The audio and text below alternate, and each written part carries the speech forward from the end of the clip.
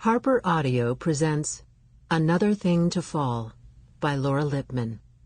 Performed by Linda Emond. Copyright 2008 by Laura Lippman. Production copyright 2008 by HarperCollins Publishers. In memory of Robert F. Colesberry. 'Tis one thing to be tempted, Aeschylus, another thing to fall. Measure for Measure.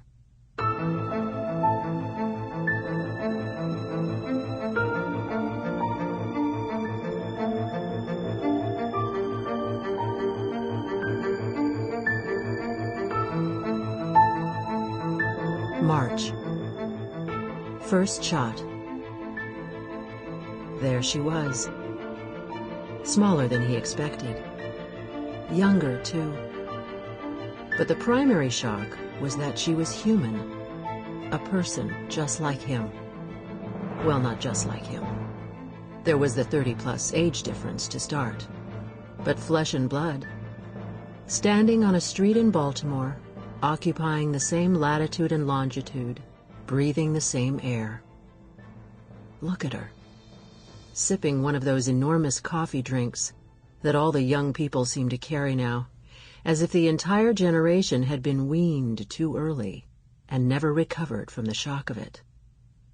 He imagined a world of 20-somethings, their mouths puckering around nothingness, lost without something to suck, figuratively, not literally. Unlike most people, even allegedly educated ones, he used those words with absolute precision and prided himself on the fact, as he prided himself on all his usage, even in the sentences he formed in his head, the endless sentences, the commentary that never stopped, the running voiceover of his life.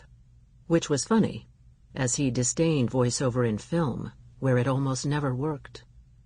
Yet even as the vision of a suckling nation took shape in his head, he knew it wasn't his exclusively, that it had been influenced by something he had seen. Who? What? A small part of his brain wouldn't rest until he pinned down this fleeting memory. He was as punctilious about the origins of his ideas as he was about the correctness of his speech. He liked young people usually, thrived in their company, and they seemed to like him too. Crabbed age and youth cannot live together. Whoever wrote that line couldn't have been more wrong. The young people he invited into his home, his life, had given him sustenance, enough so that he didn't mind tolerating the inevitable rumors. Baltimore bachelor, lives by himself in that old house near the park, up to strange things with all that camera equipment. People swear he's on the up and up, but who can tell? But those things were said by the neighbors who didn't know him. When he selected the children, he got to know their parents first, went around to the houses, showed them what he did, explained his methods, provided personal references. It got so where parents were calling him, begging for a slot for little Johnny or Jill. Gently, tactfully, he would explain that his wasn't just another after-school program open to any child. It was up to him and him alone who would be admitted. Now that he had this one in his viewfinder, would he have chosen her, glimpsed her potential when she was 8 or 9? Possibly. Maybe. It was hard to know. Faces coarsened so much after adolescence. Personalities more so. This one, she was probably sweet once upon a time. Affection starved.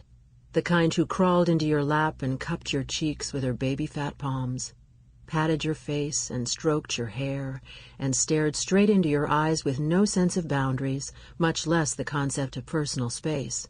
He loved children when they were unself-conscious, but that phase was so swift, so fleeting, and he was left with the paradox of trying to teach them to be as they once were, to return to a time when they didn't understand the concept of embarrassment, much less worry about what others thought. But it was the eternal struggle. Once you realize you're in Eden, you have to leave. He watched the teenage years approach with more anguish than any parent, knowing it marked the end. The lens was a powerful one, purchased years ago. He was no Luddite. There was much new technology on which he doted, and even more for which he yearned. But he could not sacrifice his old Sample complete. Ready to continue?